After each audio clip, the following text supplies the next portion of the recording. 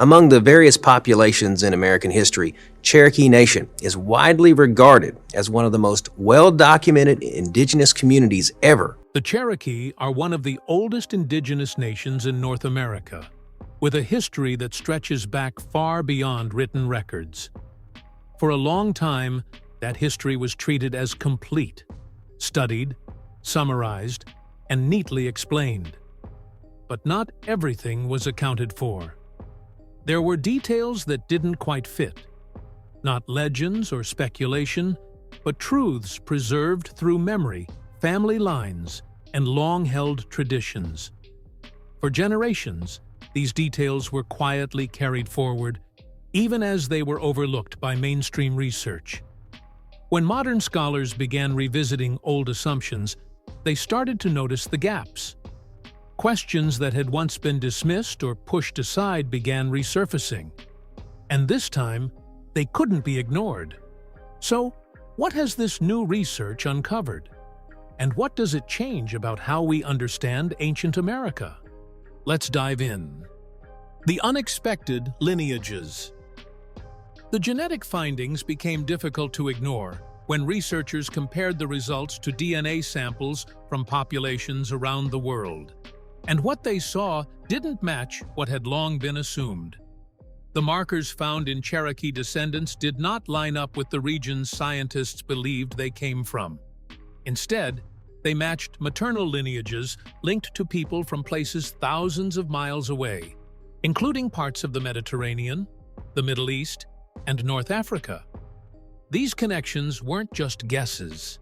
They matched patterns found in other parts of the world. And do you know what made it even more confusing? It was the timeline of these patterns. They weren't recent. The genetic timelines went much further back, suggesting ancestry that existed long before colonization changed the Americas. Researchers were careful with their words, but the meaning was clear. If these lineages existed in Cherokee bloodlines before modern history, they pointed to a movement that history never told us. Either way, it challenged the idea that the Americas developed in total isolation after their first settlement. These lineages didn't show up in just one family or a small group of related individuals. They appeared across multiple Cherokee lineages with no recent shared ancestors. Because of that consistency, researchers had to take the findings seriously, even though they didn't fit existing explanations. The mystery got bigger as researchers studied the matches more carefully. They kept pointing to the same groups again and again. That made it hard to think it was just a coincidence. But this didn't mean the Cherokee lost their identity. It didn't mean they came from somewhere else or arrived late. Instead, it showed something even more important: how connected they have always been to the land and each other. History likes simple stories, clear beginnings, clear endings. But these genetic findings didn't follow that. They showed a past full of movement, connections, and sharing, things we may never completely understand. The changes didn't happen all at once. Each new result added weight until the pattern couldn't be ignored. And soon, the accumulation of evidence began to speak for itself. The proof, the story of Cherokee. Long before genetics ever entered the conversation, the Cherokee already carried a history deeply rooted in North America. A history known long before microscopes, databases, or laboratories existed. Archaeologists, historians, and most importantly, Cherokee communities themselves have shown for generations that their presence on this land reaches far beyond written records. Their roots run through the land itself, and that matters, because science cannot stand alone. Without understanding a people's past, how can we truly understand what genetic data reflects? Early scholars searched for answers through language, artifacts, and shared stories. Because the Cherokee language belongs to the Iroquoian family, many researchers believed the Cherokee once lived near the Great Lakes before migrating south. In the 1800s, scholars spoke directly with Cherokee elders. These elders shared stories of movement, shaped by survival, conflict, and changes in the environment. These stories were not written down. They were carried through memory, ceremony, and spoken tradition. But not everyone accepted the migration theory. Some scholars turned to the land itself. Archaeological sites across the southern Appalachian region revealed towns and villages that existed hundreds of years before Europeans arrived. These were not short-term camps. They were long-standing communities. And that raises an important question. If the Cherokee arrived late, how could these places have existed for so long? More evidence supported this view. Archaeologists uncovered cultural traditions linked to Cherokee ancestry, including towns built around massive platform mounds, centers of leadership, spirituality, and ceremony. These were not temporary shelters or passing encampments. They reflected governance, continuity, and deeply established community life. Movement and permanence were not opposites.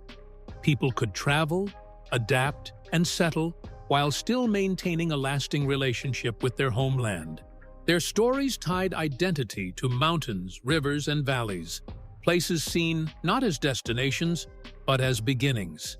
Even without written records, cultural memory endured, passed through time like an unbroken thread. By the time Europeans entered Cherokee territory, the Cherokee were already a sovereign nation, politically organized, spiritually grounded, and actively engaged in diplomacy and trade. Their identity did not begin with colonization, and it was not defined by it. Yet many historical accounts begin indigenous stories only when Europeans appear. And when that happens, so much of the past disappears. This is why context must come first. Modern genetic discoveries do not erase what came before. They add depth to a history that was already rich and layered. They do not suggest the Cherokee came from somewhere else in a way that breaks their connection to the land. Instead, genetic evidence exists alongside archaeology, oral tradition, and cultural memory. Because without that context, we risk repeating old mistakes, moments when indigenous voices were ignored or overwritten. So as new evidence emerges and scientific findings grow more detailed, one truth remains constant. The Cherokee are indigenous to this land, in history, in culture, and in lived experience. Whatever science uncovers next must build upon that truth, not attempt to unravel it. The proof. For generations, Cherokee families have kept careful histories, passing down names, stories, and maternal lines through memory and records. When DNA results were compared to those histories, the stories didn't fall apart. They matched. Families with unexpected genetic markers weren't new or unknown branches. They were rooted in Cherokee communities for centuries. One well-known example comes from Elvis Presley's maternal line. Through his mother, Gladys Love Smith, family stories traced ancestry to a Cherokee woman called White Dove. The same line also carried stories of Jewish ancestry. Later, DNA confirmed both a native maternal lineage and markers linked to Jewish populations. This didn't erase his heritage. It added depth, and Elvis never saw these identities as conflicting. His story raises a simple question: can ancestry have more than one layer? Other Cherokee families showed similar patterns. In the late 1600s, an Irish trader named Cornelius Doherty married the daughter of a Cherokee chief. Their descendants appear again and again in Cherokee records. DNA testing across these lines showed maternal markers from regions beyond what people expected, including parts of the Middle East and North Africa. These weren't one-time results. They appeared repeatedly. What mattered most was continuity. The DNA did not show loss or replacement. These families stayed Cherokee in culture, community, and leadership across generations. Language, ceremonies, land ties, and responsibility remained, no matter what distant ancestry science later found. This is where many public conversations miss the point. Genetics alone does not define who someone is. People are not just percentages on a chart. The Cherokee families didn't learn who they were from DNA. They already knew.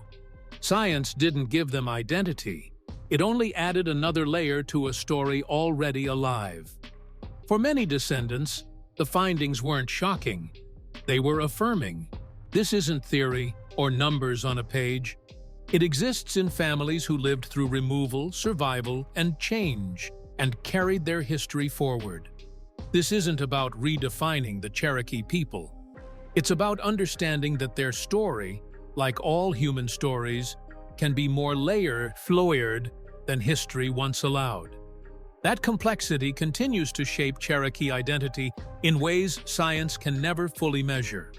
And when these real stories met unexpected genetic evidence, the response wasn't discussion. It was suppression of the findings. Decades from now, the questions raised by Cherokee DNA may still be with us, not because they demand neat conclusions, but because they challenge certainty itself. History often presents a finished picture, yet evidence keeps reminding us that it's shaped by power, preservation, and long periods of silence. The Cherokee story doesn't depend on scientific validation. It has endured through resilience, memory, and lived experience. Science can add context, but it can't define or erase its meaning. What it really shows is that the past is often broader and more complex than we expect. So as we stand between data and memory, one question lingers. When new evidence reshapes history, who decides which version gets remembered? Share your thoughts in the comments below. If you enjoyed the video, give it a thumbs up and consider subscribing if you haven't already. We'll be sharing more stories like this very soon. Thanks for watching. See you.